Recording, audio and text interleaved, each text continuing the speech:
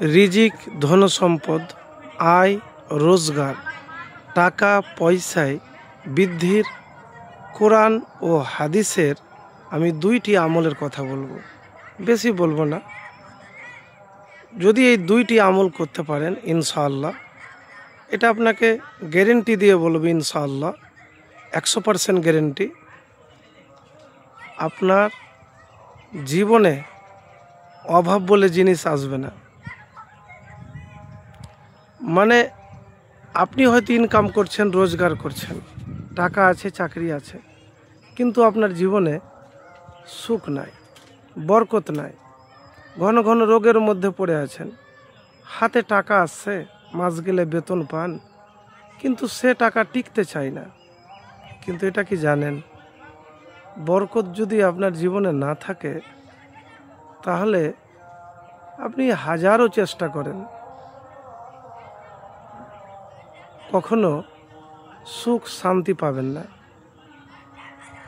তো প্রিয় ভাই, আমি কোরআনের একটি আমলের কথা বলবো, যে কোরআনের আমলের কথা হলো সূরা তালাক। আমার কোনো বানানো আপনাকে কথা বলবো না, যে বানিয়ে কথা আপনাকে বলে দিলাম। তো সূরা তালাকের মধ্যে আল্লাহ সুবহানাহু ওয়া তাআলা বলেছেন, যে বান্দা আমাকে ভয় করে, মানে আল্লাহকে ভয় করে, আর সে যদি আল্লাহকে ভয় করে, আল্লাহ তার জন্য সমস্যা থেকে উদ্ধার পাওয়ার কোনো না কোনো পথ বের করে দিবেন, আর তাকে রিজিক দিবেন এমন উৎস থেকে যা সে ধারণাও করতে পারে না। তো আমার এখানে কথা হলো যে আপনি যে সমস্যাতে আছেন, সে সমস্যা থেকে উদ্ধার পাওয়ার রাস্তা হলো আল্লাহকে ভয় করা। তো বরকত আপনার নাই, শান্তি জীবনে নাই, এটাও তো একটা বড় সমস্যা। এর চেয়ে তার কি হতে পারে? বাড়িতে বেকার বসে আছেন, তো আপনার টাকা পয়সা, জীবনে সুখ শান্তি বরকত নাই, আল্লাহকে ভয় করেন। এবার বলবেন আমি তো আল্লাহকে ভয় করি, তাহলে আল্লাহকে ভয় করার পরও কেন আমার জীবন থেকে এগুলি সমস্যা দূর হয় না? দেখেন, মৌখিক ভয় করা আলাদা ব্যাপার, আপনি হয়তো মুখে বলে দিলেন, এটি হলো আলাদা।